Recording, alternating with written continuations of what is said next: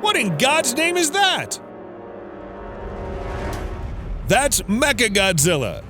Just when we thought Godzilla vs. Kong would be an epic two-way fight, Mechagodzilla shockingly showed up. Here's 11-inch Giant Mechagodzilla, the biggest Mechagodzilla 2021 figure on the planet. Here he is out of the box. Simply connect its tail to its body. Giant Mechagodzilla stands an impressive 11 inches tall. Man, he's badass. Here he is next to Skullcrawler. Stay tuned until the end to see me blow Skullcrawler's head off. Meshing elements from the Transformers, Terminator T-800, and previous designs, Mechagodzilla's new design has really grown on me. His shape and design resemble Godzilla, but his angular look makes him look man-made. He reminds me of a walking mechanical tank. Giant Mechagodzilla captures the look nicely. Check out the metal plating details on his head, sharp dorsal plates, and tail. While the design looks modern, you can definitely see the influence from old-school Mechagodzilla designs. The little X's running down his arms and legs remind me of the Showa-era Godzilla. He's even got a bit of Kiryu's neck ribs.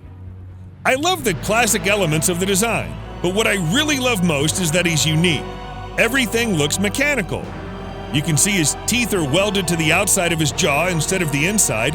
The dorsal plates look angular and are shaped like an axe.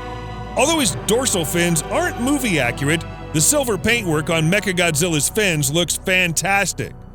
Overall, I'm really impressed with the level of detail on this figure at this price point. Wish it had more of a metallic color scheme like the movie rather than gray plastic. There's a hint of gunmetal paint in his mouth.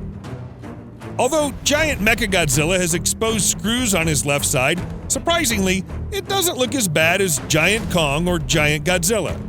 Thanks to its color and shallow hole depth, it somewhat blends in better. Love how his dorsal fins extend all the way through to his tail. Interestingly, the outer fins are more flexible than the solid-feeling inner ones. My biggest gripe is that the chest area paint lacks the intricate detailing from the movie. Wish he had more red paint on his chest. Let's talk articulation. What? No articulation in his head? There's no jaw movement, too. Drats. How am I going to obliterate Skullcrawler? I'll find a way. The world needs me. His arms have limited motion. There's no outward motion as in the 6-inch version. I can't believe his elbows still have no movement. I love Mechagodzilla's spinning claws. This figure easily has the best articulation in the claws with full 360-degree rotation and upward and downward movement. Plus, his claws can open and close. You can do almost anything you can imagine with his claws. That's the best part about this figure. His legs move forward and backward, but not outward like the 6-inch figure. Although it looks like there's knee movement, surprisingly there's none whatsoever. His feet swivel, but their motion is limited. Rotate his tail 360 degrees at the midpoint, and a full 360 at the tail's base.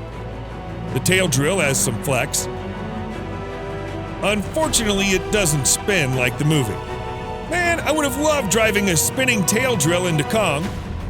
Interestingly, his tail is molded with a permanent leftward curvature. It's somewhat posable. His tail restricts how high he can stand. He can stand quite well without his tail.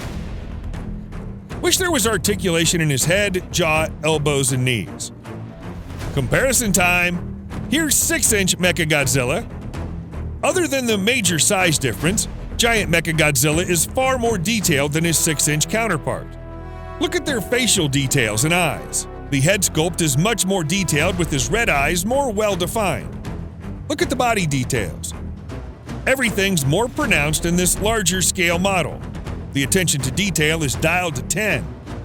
The sculpt and details on Giant Mechagodzilla are 100 times better than 6-inch Mechagodzillas. Absolutely love it. Love that there's more detailed silver paintwork in his dorsal fins instead of being all red as in the smaller figure. While not completely movie accurate, the red and silver scheme is more visually striking. Interestingly, his tail is rigid, whereas 6-inch Mechagodzilla's tail is more flexible. Check out that super detailed tail drill. Looks lethal. In terms of sheer details and looks, Giant Mechagodzilla wins hands down. The smaller figure features a battle damage reveal, whereas this larger figure doesn't. The articulation is superior on the 6-inch figure.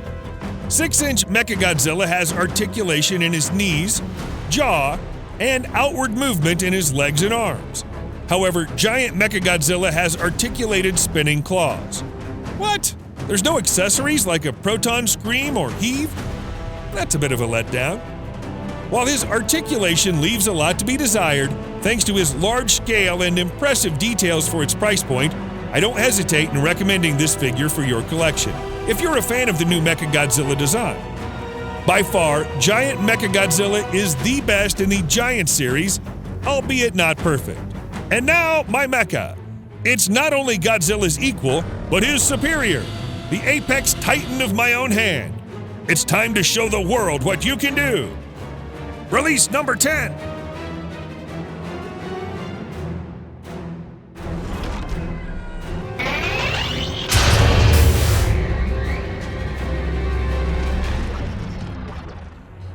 Looks like our package arrived in Hong Kong. Whoa, that's Robo-Godzilla. No, that's Mechagodzilla, a robotic apex predator with unstoppable powers of laser destruction. Mechagodzilla was created in secret to destroy Godzilla and end the reign of monsters. Like the other figures, his tail pops on. Mechagodzilla is rocking a new design that has grown on me. This new modern design looks futuristic and reminds me of the Transformers. I think the toy captures Mechagodzilla's look perfectly with great sculpting details. What do you think of his new design? Articulation is a mixed bag. He can't move his head, he's got movement in his jaws. There's a joint on each shoulder. At first glance, there appears to be an elbow joint, but surprisingly there isn't. He can't move his claws either.